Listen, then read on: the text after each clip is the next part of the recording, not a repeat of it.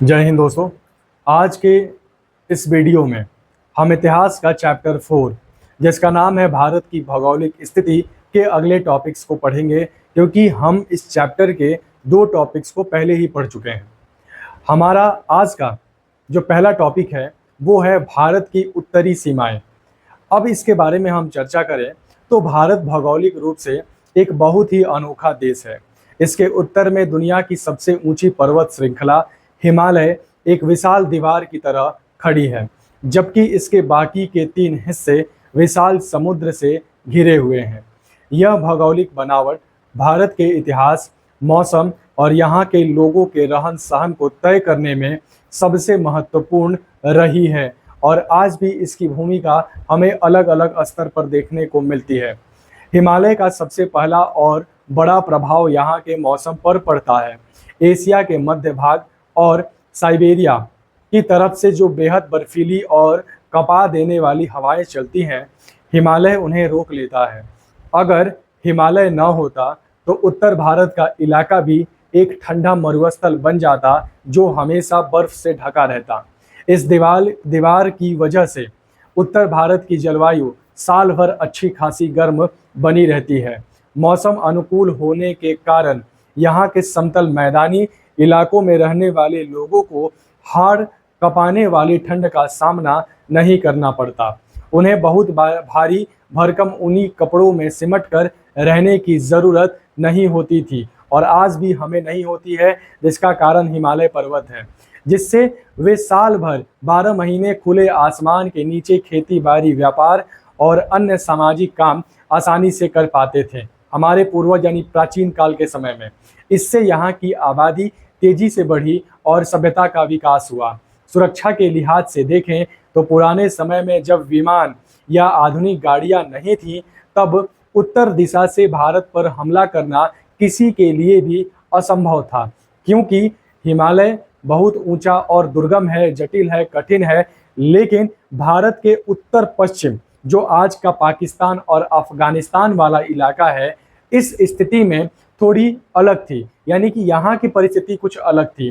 वहाँ सुलेमान और किरथार नाम की पर्वत श्रृंखलाएं हैं जो हिमालय जितनी ऊंची और कठिन नहीं हैं। इन पहाड़ों के बीच कुछ प्राकृतिक संकरे रास्ते हैं जिन्हें भूगोल की भाषा में दर्रा यानी पास कहा जाता है। इनमें खैबर, बोलान और गोमल दर्रे सबसे प्रसिद्ध हैं। उदाहरण के लिए बोलान दर्रे का रास्ता सीधे बलूचिस्तान के दक्षिणी हिस्से की तरफ ले जाता है। इन्हीं कम ऊंचे रास्तों और दर्रों ने भारत के इतिहास को पूरी तरह प्रभावित किया।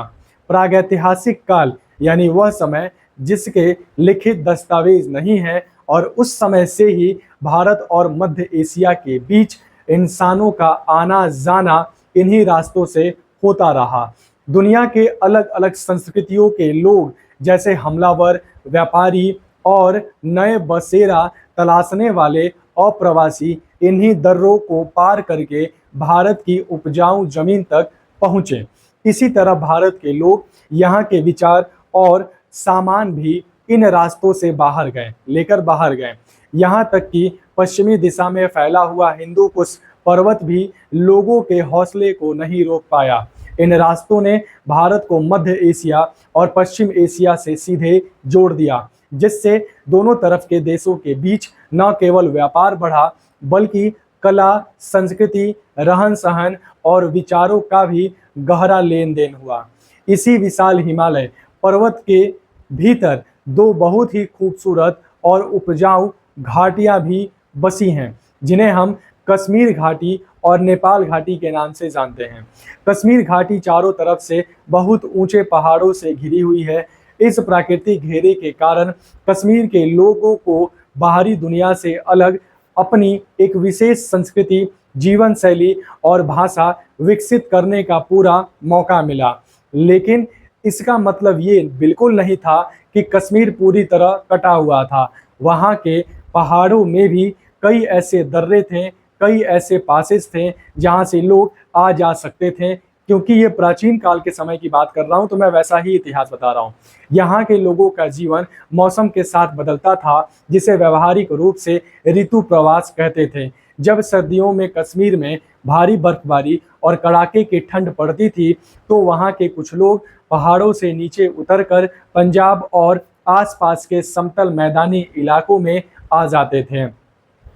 इसके ठीक उल्टा, इसके ठीक अपोजिट यानी विपरीत, जब गर्मियों के दिनों में मैदानों में भयंकर गर्मी पड़ती थी तो मैदानी इलाकों के चरवाहे अपनी गाय भैंस और भेड़ बकरियों को लेकर ऊपर पहाड़ों की हरी भरी घाटियों यानी बुग्याल या गर्म घाटियों की तरफ चले जाते थे। इस तरह मैदान और पहाड़ के लोगों के बीच एक गहरा आर्थिक और सामाजिक रिश्ता बन गया जो दोनों के लिए फायदेमंद था। सांस्कृतिक और धार्मिक दृष्टि से भी इन पहाड़ी रास्तों का बहुत बड़ा योगदान रहा।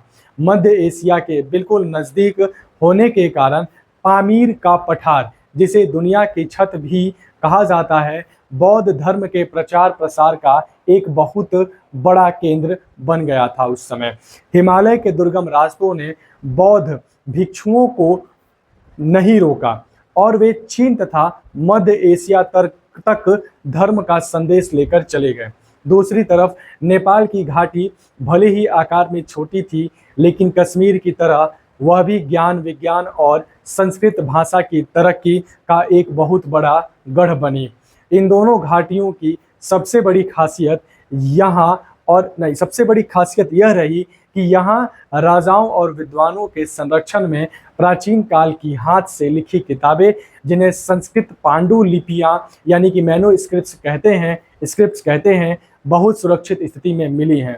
ये पांडुलिपियां भारत के प्राचीन इतिहास, दर्शन और ज्ञान का सबसे समृद्ध खजाना है। अंत में अगर हम इंसानों के बसने और यात्रा करने के तरीकों को समझें तो ज़मीन की बनावट का इसमें बहुत बड़ा हाथ था। प्राचीन समय में नदियों के आसपास के मैदानी इलाकों में बहुत घने और खतरनाक जंगल हुआ करते थे। साथ ही मैदानों में नदियाँ बहुत चौड़ी और उफनती हुई, यानी कि उनका बेड काफ़ी चौड़ा था और उफनता हुआ था, जिन्हें बिना नाव या पुल के पार करना जान जोखिम में डालना था। इसके मुकाबले हिमालय की तलहटी, पहाड़ के नीचे का शुरुआती हिस्सा को कहते हैं तलहटी, में जंगल कम घने थे और जमीन पथरीली व ठोस होने के कारण वहां रास्ता बनाना या पैदल चलना ज़्यादा आसान था।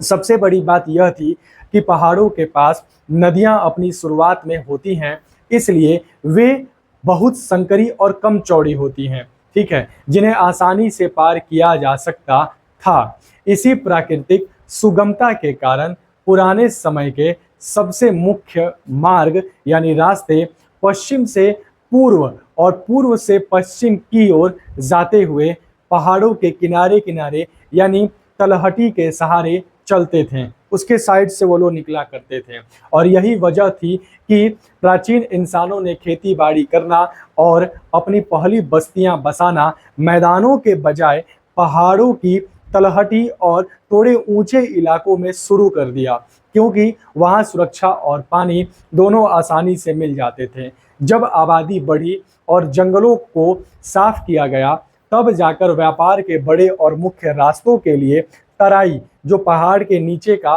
वह दलदली और मैदानी क्षेत्र जहां नदियां मैदान में प्रवेश करती हैं, उस तराई क्षेत्र में आकर और वहां के इलाकों का पूरी तरह से इस्तेमाल किया जाने लगा।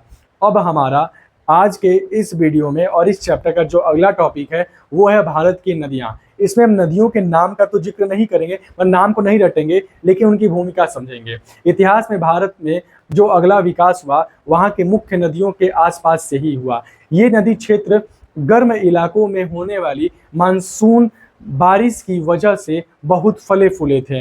इन्हीं नदी प्रणालियों में मुख्य रूप से सिंधु नदी, इंडस के मैदान, सिंधु और गंगा को अलग करने वाला विभाजन क्षेत्र यानी कि इंडो गैंगेटिक विभाजन, गंगा नदी का पूरा बेसिन और ब्रह्मपुत्र नदी का बेसिन शामिल है और ये काफ़ी उपजाऊ था, इसीलिए लोग आकर यहाँ बसना शुरू कर दिए।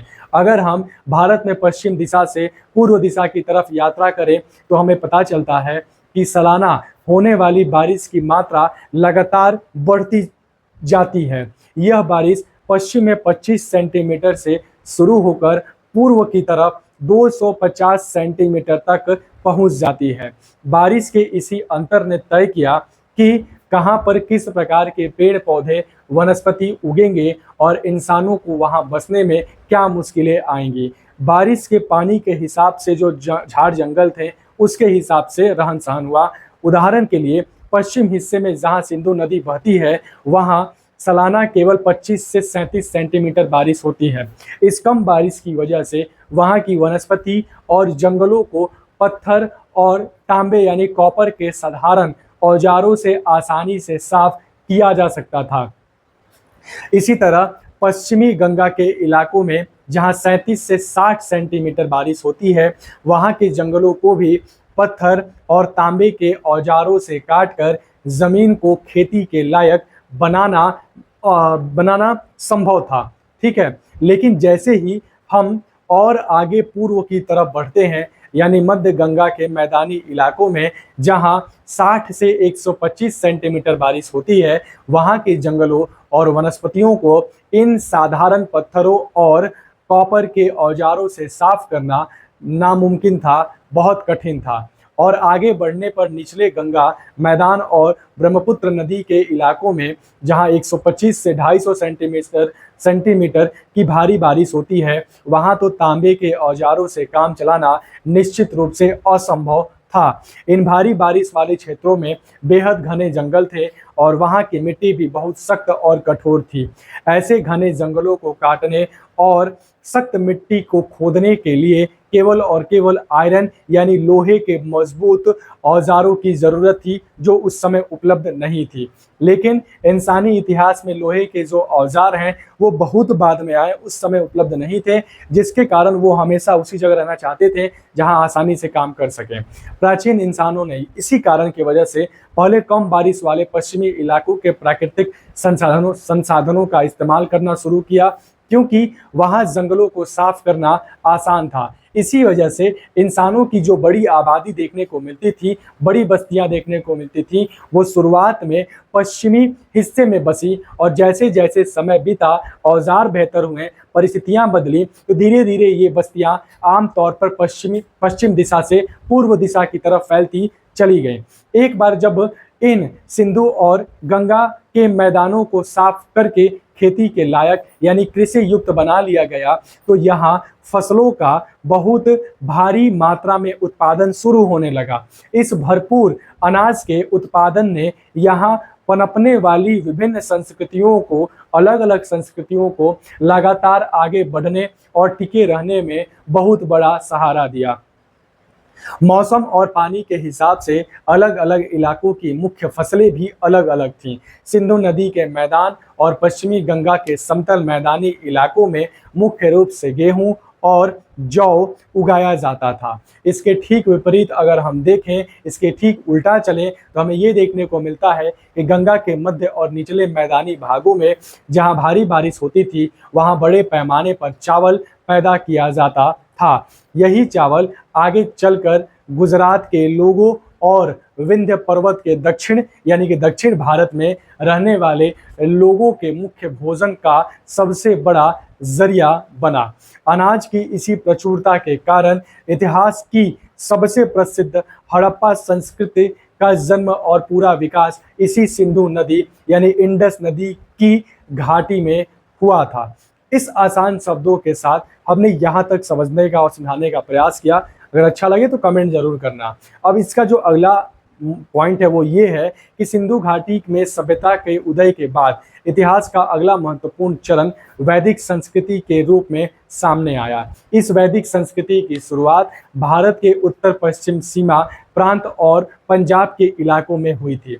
इसके बाद समय के साथ इस संस्कृति का आगे फैलाव हुआ और पश्चिमी गंगा के बेसिन यानी मैदानी भाग में इसका पूरा विकास हुआ। जैसे जैसे इतिहास आगे बढ़ा, मध्य गंगा बेसिन के इलाके में उत्तर वैदिक संस्कृति पूरी तरह से छा गई और इस विस्तार का मुख्य आधार लोहे के औजारों का बड़े पैमाने पर होने वाला उपयोग था। इसके बाद गंगा की बिल्कुल निचली घाटी और उत्तरी बंगाल के क्षेत्रों की तरफ शासकों का ध्यान असल में गुप्त काल के दौरान गया। सबसे आखिरी में पूर्व मध्यकाल यानी कि कह सकते हैं कि अर्ली मिडिवल पीरियड के समय असम के इलाके के साथ साथ ब्रह्मपुत्र घाटी का ऐतिहासिक और राजनीतिक महत्व बहुत ज़्यादा बढ़ गया। लोगों को अब उसमें अपने मुनाफे फायदे नजर आने लगे और ये सभी मैदानी इलाके और नदियां घाटियां इतनी ज़्यादा उपजाऊ थी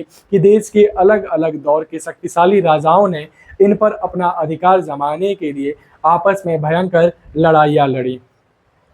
इन सभी उपजाऊ क्षेत्रों में से भी गंगा और यमुना नदी के बीच का जो समतल मैदानी हिस्सा है, जिसे गंगा यमुना दो आब कहा जाता है, वह राजाओं के बीच सबसे प्रतिष्ठित माना जाता था और इसी वजह से यह इतिहास में सबसे ज़्यादा विवादित क्षेत्र साबित हुआ, क्योंकि हर बड़ा शासक इस पर राज करना चाहता था। जहाँ जहाँ के क्षेत्र पर, यहीं पर नहीं, जहाँ जहाँ के क्षेत्र पे उपजाऊ देखने को मिलता था, वह क्षेत्र पे राजा अपना शासन चलाने की बात रखते थे। प्राचीन काल में नदियों ने व्यापार, वाणिज्य और संदेश भेजने, संचार के लिए शरीर की धमनियों या नसों की तरह काम किया। उस पुराने समय में जमीनी रास्ता बनाना और सड़कें तैयार करना भी एक कठिन काम था, इसलिए लोगों के आने जाने और सामान को एक जगह से दूसरी जगह भेजने का सारा काम नावों के जरिए नदी के रास्ते ही होता था। यही कारण था कि सेना के आने जाने यानी सैन्य परिवहन और व्यापारिक माल ढोने के लिए ये जो नदी मार्ग थे वो किसी वरदान की तरह साबित हुए, यानी कि एक अच्छा सपोर्ट करते थे। इसका सबसे साफ उदाहरण हमें सम्राट अशोक के समय में मिलता है, जिन्होंने बहुत ऊंचे, बहुत बड़े पत्थर से जो भारी भरकम स्तंभ बनवाए थे, उन्हें नावों पर लाद कर ही नदी के रास्ते देश के अलग अलग कोनों में पहुंचाया गया था। ये अशोक के समय का एग्जाम्पल है। बातचीत और संदेश भेजने के लिए नदियों का यह बड़ा महत्व बहुत लंबे समय तक, यानी अंग्रेजों की ईस्ट इंडिया कंपनी के शुरुआती दौर तक लगातार बना रहा। इसके साथ ही इन नदियों ने अपने आसपास के सभी पड़ोसी इलाकों को पानी से भरपूर रखा और वहाँ की ज़मीन को बहुत उपजाऊ बना दिया। यही कारण है कि वहाँ पे संस्कृतियों का विकास ज़्यादा हुआ, क्योंकि खेतों में पानी पहुँचाने वाली नहरों में पानी की सप्लाई भी इन्हीं नदियों से की जाती थी और इसीलिए खेती में और अन्य कामों में पानी की उपलब्धता हो जाती थी। हालांकि नदियों का एक दूसरा नुकसानदेह पहलू ये भी था कि समय समय पर भयानक बाढ़ भी आते रहते थे। इस बाढ़ ने उत्तर भारत के मैदानी इलाकों में जो बसे कई बड़े शहरों और गांवों को पूरी तरह तबाह कर दिया, जिससे इतिहास की बहुत सी प्राचीन इमारतें पानी में बह गई और हमेशा के लिए नष्ट हो गई। लेकिन बावजूद इसके हमें देखने को मिलता है कि बाढ़ के इस खतरे के बावजूद हमें इस जानकारी को देखने को मिलता है कि पानी और व्यापार की बड़ी सुविधा के कारण हस्तिनापुर, प्रयाग हुआ, वाराणसी हुआ और पाटलिपुत्र जैसे भारत के सबसे महत्वपूर्ण शहर और बड़े साम्राज्यों की राजधानियां नदियों के किनारे यानी तट पर ही बसाई गई। क्यों? क्योंकि उससे कई सारी सुविधाएं मिलती थी। आज के आधुनिक समय में भले ही नए शहर सड़कों, रेलवे जंक्शनों, बड़ी फैक्ट्रियों, औद्योगिक क्षेत्रों या खदान वाले इलाकों के पास बसते हैं, जो बड़े बड़े शहर हैं वो ऐसे इलाकों में बसते हैं, लेकिन औद्योगिक काल से पहले पुराने समय में ज़्यादातर महत्वपूर्ण शहर नदी के किनारे या दो नदियों के मिलन स्थल, जिन्हें प्रयाग या जंक्शन कहा जाता है, पर ही स्थित होते थे। इसका यही कारण था। आज हम अलग अलग जगह चले जा रहे हैं क्योंकि पानी की उपलब्धता आसानी से हो जाती है। अगर हम पूरे परिदृश्य को देखें इससे, तो यह नदियां ही थीं जो पहाड़ों की तरह अलग अलग राज्यों की राजनीतिक और सांस्कृतिक सीमाओं को तय करती थी। उदाहरण के लिए दक्षिण भारत, भारतीय प्रायद्वीप के पूर्वी हिस्से में जो कलिंग नाम का प्रसिद्ध क्षेत्र था, वह उड़ीसा के तटीय इलाके से होते हुए उत्तर दिशा में महानदी और दक्षिण दिशा में गोदावरी नदी के बीच फैला हुआ था। ठीक इसी तरह आंध्र प्रदेश का इलाका अगर देखें तो आंध्र प्रदेश का इलाका मुख्य रूप से उत्तर में गोदावरी नदी और दक्षिण में कृष्णा नदी के बीच स्थित था। ईसा मसीह के जन्म के शुरुआती समय में जब सातवाहन राजाओं और उनके बाद के शासकों का दौर आया, तब इन दोनों नदियों के मुहानों पर बने डेल्टा वाले समतल मैदानों की अहमियत बहुत ज़्यादा बढ़ गई, क्योंकि यहाँ भी अलग अलग प्रकार की व्यवस्थाएं मिलने लगी। और इसका कारण ये था कि यहाँ बड़े बड़े व्यापारी कस्बे और बंदरगाह स्थापित हो गए थे।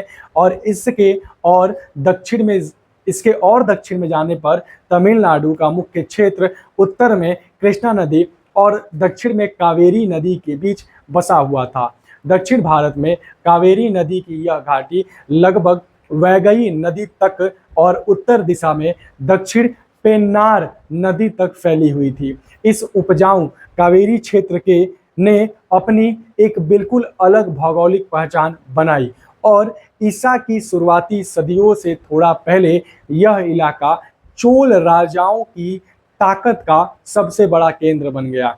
कावेरी का यह निचला हिस्सा उत्तर तमिलनाडु के इलाकों से बिल्कुल अलग था, क्योंकि उत्तर तमिलनाडु में ऊपरी पहाड़ी क्षेत्र शामिल थे और आगे चलकर चौथी से छठी शताब्दी तक यह क्षेत्र पल्लव राजाओं के शासन के अधीन रहकर बहुत महत्वपूर्ण हो गया था। दक्षिण भारत का यह पूरा पूर्वी भाग कोरमंडल तट से घिरा हुआ है। हालांकि यह समुद्री तट पीछे की तरफ से पूर्वी घाट नाम की पहाड़ियों से घिरा हुआ है, जो सीढ़ियों जैसी दिखाई देती है, लेकिन ये पहाड़ियां बहुत ज़्यादा ऊंची नहीं हैं। साथ ही इन पहाड़ों के बीच से पूर्व की दिशा में बहने वाली कई नदियां निकलती हैं, जो आगे चलकर सीधे बंगाल की खाड़ी में मिल जाती हैं। अब हम इसी चैप्टर के इसी टॉपिक के जो अगले पहलू के बारे में बात करने वाले हैं, वो बेहद ज़रूरी है आपके एग्जाम के प्रोस्पेक्ट से। पूर्व की तरफ जो बहने वाली नदियां थीं, वो आगे जाकर बंगाल की खाड़ी वाले समुद्र में मिल तो जाती हैं, लेकिन इसी मिलने से और इसी वजह से प्राचीन समय में पूर्वी समुद्री तट और अंदर के इलाकों जैसे आंध्र प्रदेश और तमिलनाडु के बीच लोगों का आना जाना और बातचीत करना बहुत आसान था। इसी आसान रास्ते के कारण पूर्वी तट पर अरकमेडु, महाबलीपुरम और कावेरी पट्टनम जैसे बहुत अमीर और बड़े बंदरगाह वाले शहर बसे, जहां जहाज़ों से व्यापार होता था। भारत के पश्चिमी हिस्से अरब सागर की तरफ की बनावट जो थी, उसकी बनावट पूर्वी हिस्से जैसी साफ साफ बटी हुई नहीं थी।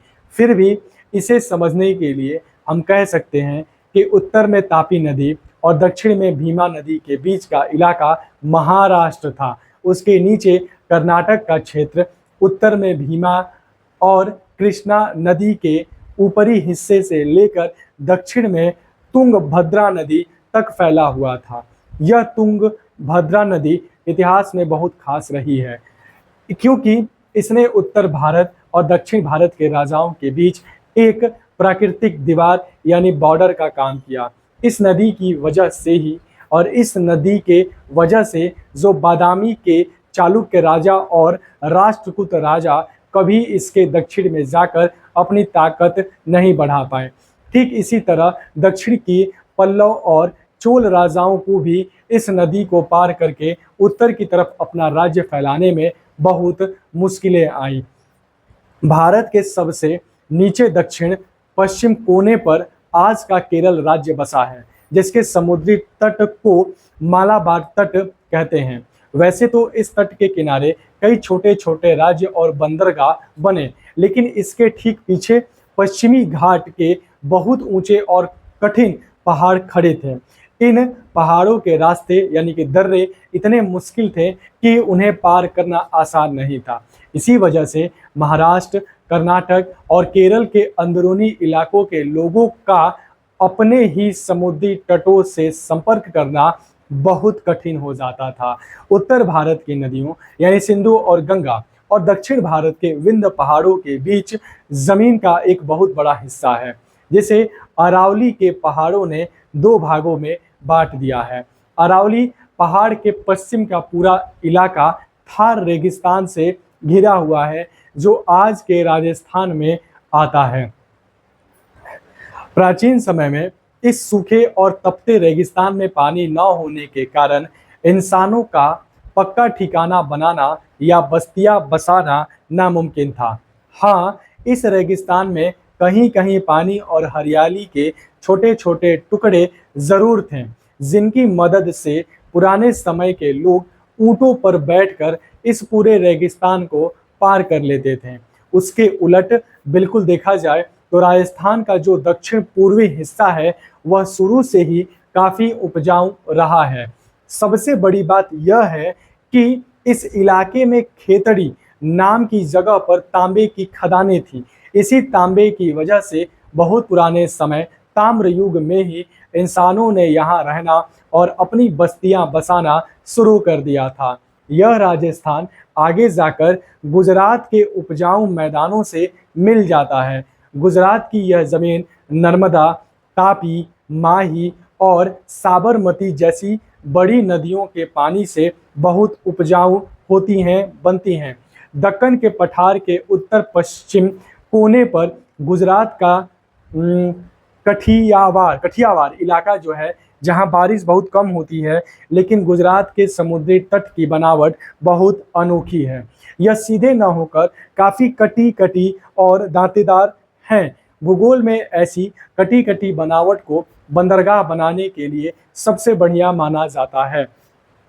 इसका कारण ये है कि यहाँ समुद्री जहाज लहरों और तूफानों से सुरक्षित खड़े हो सकते हैं। इसी प्राकृतिक फायदे के कारण प्राचीन काल से ही गुजरात अपने समुद्री तटों और विदेशों के साथ व्यापार के लिए पूरी दुनिया में मशहूर रहा और यहाँ के लोग शुरू से ही बहुत मेहनती, साहसी और व्यापार में चतुर साबित हुए। गंगा यमुना द्वाब, जो गंगा यमुना द्वाब के ठीक दक्षिण में भारत का मध्य भाग यानी मध्य प्रदेश स्थित है और यह इलाका पश्चिम में चंबल नदी से, पूर्व में सोन नदी से, ठीक यानी सन नदी से, और दक्षिण में विंध्य पर्वत तथा नर्मदा नदी से घिरा हुआ है। इस मध्य प्रदेश का उत्तरी हिस्सा काफी उपजाऊ और समतल मैदान है और जब ये किताब लिखा गया तो उस समय मध्य प्रदेश देश का सबसे बड़ा राज्य है 1 नवंबर 2000 तक किताब के अनुसार। लेकिन इस मोटे तौर पर इसे दो भागों यानी पूर्वी और पश्चिमी भाग में बांटा जा सकता है। इसका जो पूर्वी हिस्सा है वह ज्यादातर विंध्य की घनी पहाड़ियों और जंगलों से घिरा हुआ है। चौथी और 5वीं शताब्दी में इस क्षेत्र का क्या महत्व था, जरा इसको हम चर्चा करते हैं। जब हम इस बात को देखेंगे कि चौथी और 5वीं शताब्दी में इस क्षेत्र का क्या महत्व था, तो हमें ये देखने को मिलता है कि चौथी 5वीं शताब्दी के गुप्त राजाओं के समय में विंध्य पहाड़ियों वाले इस पूरे मध्य क्षेत्र का अपना एक अलग और बहुत बड़ा ऐतिहासिक महत्व था। इसके साथ ही पश्चिमी मध्य प्रदेश के हिस्से में आने वाले जो मालवा का इलाका इतिहास की दृष्टि से बेहद खास रहा है। ये जो क्षेत्र है, यह मालवा क्षेत्र ईसा पूर्व 6ठी शताब्दी यानी 6th सेंचुरी BC से ही, यानी कि जो महात्मा बुद्ध और महाजनपद काल के समय से ही देश की बहुत बड़ी ऐतिहासिक गतिविधियों और राजनीतिक का मुख्य केंद्र बना हुआ है। ये क्षेत्र मालवा की जमीन न सिर्फ उपजाऊ थी बल्कि इसका भूगोल ऐसा था कि यह उत्तर भारत के राज्यों को गुजरात के अमीर समुद्री और समुद्र तटों और बंदरगाहों से जोड़ने वाले सबसे महत्वपूर्ण रास्ते यानी परिक्षेत्र के रूप में इस्तेमाल होता था। इसीलिए ये इतना महत्वपूर्ण था। उत्तर भारत के किसी भी राजा को अगर गुजरात के बंदरगाहों के जरिए विदेशों से व्यापार करना होता था तो उसे मालवा के रास्ते से होकर ही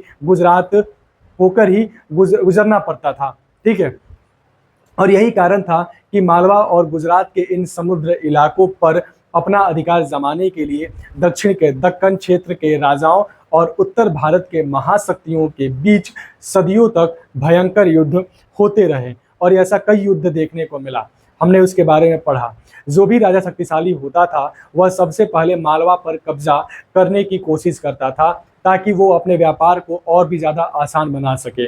इस इलाके पर अपनी कब्जेदारी के लिए इतिहास में अलग अलग दौर में बड़ी बड़ी लड़ाइयाँ भी लड़ी गई। जैसे ईसा मसीह के जन्म के बाद पहली और दूसरी शताब्दी के दौरान विदेशी मूल के शक शासकों और दक्षिण के सातवाहन राजाओं के बीच मालवा को लेकर लंबा संघर्ष चला था। इसके बहुत सालों बाद 18वीं शताब्दी में भी इस क्षेत्र का महत्व कम नहीं हुआ। इस क्षेत्र का महत्व इतना था कि मालवा पर अपना अधिकार जमाने के लिए मराठा योद्धाओं और राजपूत राजाओं के बीच लगातार युद्ध हुए। इस प्रकार मालवा का यह क्षेत्र सदियों तक भारत के राजाओं के बीच आपसी खींचतान और लड़ाई की सबसे बड़ी वजह बना रहा। और इस दोनों टॉपिक्स को, यानी कि इन दोनों टॉपिक्स को मैंने बहुत ही आसान, बिल्कुल व्यवहारिक शब्दों के साथ आपके सामने रखने का प्रयास किया ताकि आप इसे आसानी से समझ सकें। अब इस चैप्टर का जो अगले टॉपिक्स हैं, यानी कि 2 टॉपिक और बचे हुए हैं, उनको हम अगले वीडियो में पढ़ेंगे। तो आज के लिए इतना ही। जय हिंद। क्रांति की यह मशाल सदैव जलती रहे। इनकलाब जिंदाबाद।